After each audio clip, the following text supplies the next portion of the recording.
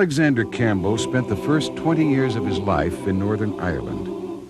7 generations before his birth, his ancestors of the Campbell clan had left western Scotland and had settled in the northern counties of Ireland, part of the English plan to control the rebellious Irish.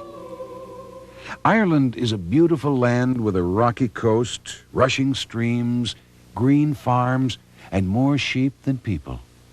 But life was harsh in Northern Ireland, and in the 18th century, 250,000 Irishmen with family roots in Scotland migrated to America. Known as the Scotch-Irish in the New World, these sturdy people established homes, farms, businesses, and universities. They gave us 12 presidents and many religious leaders. Today, there are several million people in the churches of Christ, the Christian churches, and the disciples of Christ who've been influenced by the ideas of Thomas and Alexander Campbell.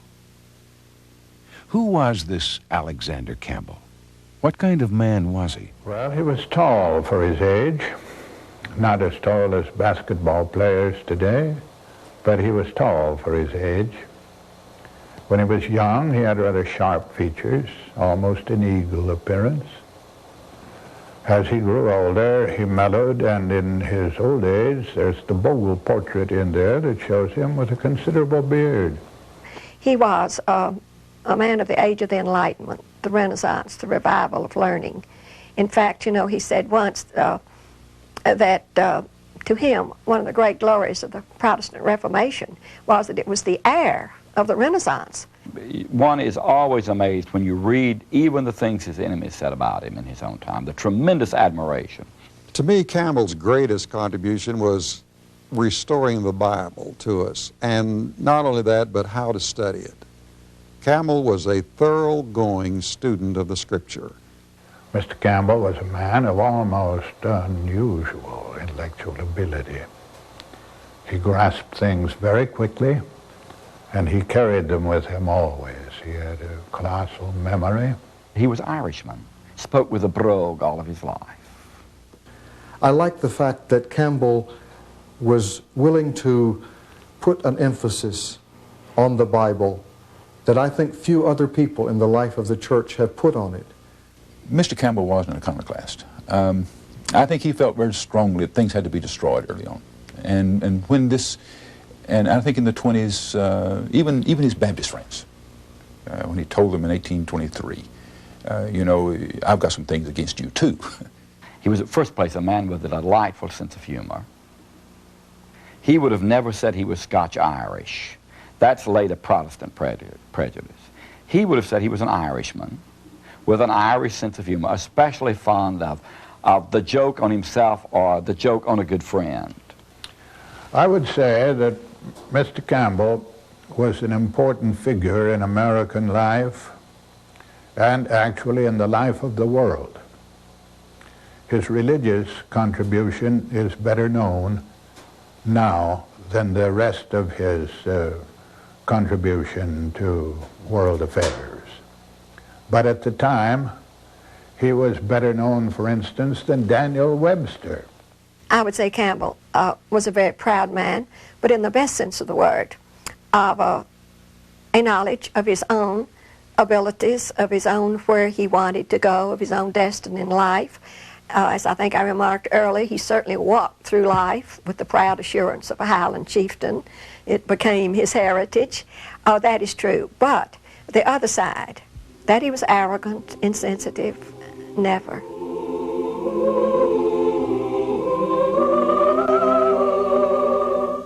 Because of Campbell's influence on American religious life, it's easy to forget that he was Irish, born in Northern Ireland on September 12, 1788. Alexander Campbell was born about a mile from Shane's Castle, 25 miles west of Belfast in Northern Ireland. The castle is now in ruins, but the ruins are still impressive today. It's located on Lough Neagh, overlooking the north shores of Lough Neagh. Campbell's mother's family had lived here for 100 years. They were French Huguenots, Protestants who had fled France in time of persecution 1685. They had bought a township here on the north shore of Lough Neagh, about a mile from this castle, and it was here that Alexander was born. His father had been teaching school at Brochane, a few miles away, met Jane Carnegal, they married, and Alexander was born on the family estate near here. Alexander's father, Thomas Campbell, had a troubled religious background. Thomas Campbell's father, was brought up a Roman Catholic for at least 6 or 7 generations. That can be proved. The next place we find him is at home, and he has left the army, but he has decided to worship God according to Act of Parliament. In other words, he has become an Anglican. But when Thomas grew up, he saw a different light and decided to worship God according to the Presbyterians. But father wouldn't hear of it, and there was a rumpus. Despite his father's opposition, Thomas was determined to become a Presbyterian minister. And with the help of a friend, he was able to attend the University of Glasgow for 3 years.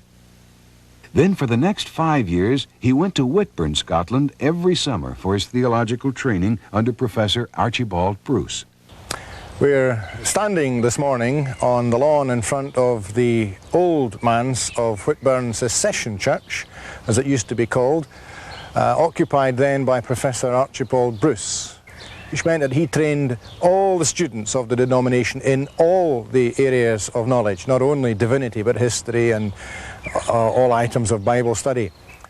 When Thomas Campbell finished his theological training, he was ordained in the Seceder Presbyterian Church. And in 1798, he became the minister of the Ahori Church, a country church near the village of Rich Hill in Northern Ireland. So from the time Alexander was 10 years old until he was 20, he attended this church listening to his father's sermons and prayers. So he was very eloquent in prayer and thought nothing of praying for over half an hour, but then don't think anything uncommon of that, because that was quite a practice among those old men. If you couldn't pray for a half an hour, you needn't start. After Thomas Campbell began preaching for the Ahori Church, the family lived for a couple of years on a farm at Hamilton's Bawn. The old farmhouse that they occupied is still standing today. Alexander's home life and childhood included daily devotionals, memorizing the scripture, and family prayers. Growing up on the farm, he was a robust outdoors boy. He worked hard, and he loved hunting and fishing. Growing up as a child in Ireland, he spent a great deal of time hunting, fishing, the waters of Lough Neagh and the surrounding streams, and we're led to believe wherever mischief was afoot among the boys of the village, the pastor's son was right there. Alexander's father was a skillful teacher, and in addition to preaching, he conducted a school. Alexander's education began, no doubt, under his father's tutorage at Sheepbridge, and then continued at Market Hill in another academy until he was about 12 years of age, at which time he came here to Newry and continued his education under his uncles, Enos and Archibald, who were elders in the old Seceder Church here. Thomas Campbell had strong Puritan convictions about the upbringing of his family. Otherwise, Alexander might have grown up here in the Gosford Castle. And Lord Gosford was so impressed with Thomas Campbell's ability as a teacher that he invited him to move into the castle and to become the tutor for his family. Thomas Campbell declined the invitation. If he had made a different decision, Alexander Campbell might have grown up in this castle. The Campbells might never have come to America, and the story of the Restoration movement in America would have been very different. When Alexander was about 12, his family moved from their farm into Rich Hill. They lived in a large house across from the village church. In addition to his ministry at the Ahori Church, Thomas Campbell conducted a school for boys in his home. By the time he was 15, Alexander was teaching in his father's school and tutoring the children of the Richardson family who lived in the Rich Hill Castle. But Rich Hill offered important religious opportunities as well. When Thomas Campbell came to live in Rich Hill itself, he availed himself of the opportunity to go to what's commonly called the Haldane Church. Alexander was impressed with the preachers of the Haldane movement who came to this church. They call for a return to the Bible, weekly communion, and the independence of the local church. Later, when he was a student at Glasgow, Alexander would be influenced even more by the Haldanes. Meanwhile, Thomas Campbell was becoming a respected leader in the Seceder Presbyterian Church. He was elected the moderator of the Antiburger Synod. Now, you don't just become the moderator of that in 5 minutes, but he was only a matter of about 6 years till he was made moderator, and he was sent to Scotland to plead with the Scottish Assembly or Synod to give us freedom and liberty here to run our own affairs. But Thomas Campbell was not content for his family to remain in Ireland. There was bitter feeling between Catholics and Protestants, and this bitterness can still be seen in Northern Ireland when the Orangemen march.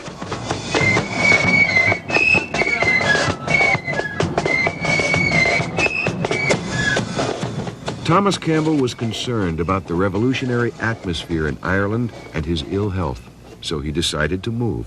In 1807, Thomas Campbell preached his farewell sermon here in the Ahori Church to a large and weeping congregation, as Alexander later remembered the scene, and Thomas Campbell left his family behind and migrated to America.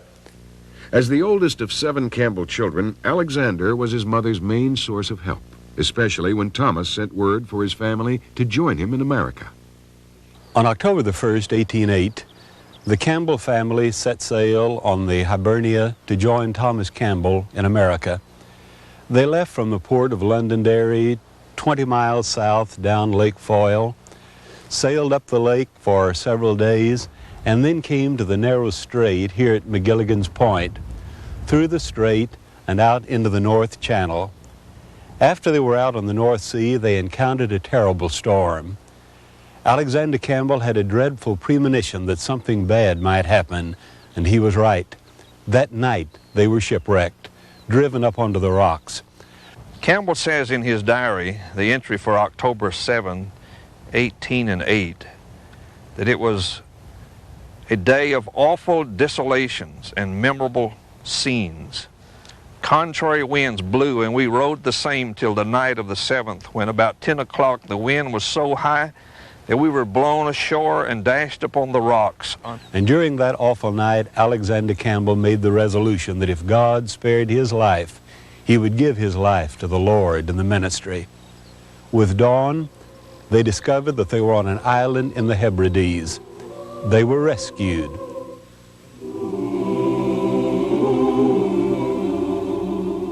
After the shipwreck, the Campbell family came to Glasgow, and Alexander obtained a residence through the help of Greville Ewing on Broad Street. And this is Broad Street, where they lived for a year. And Campbell attended the university, which his father had attended 20 years earlier.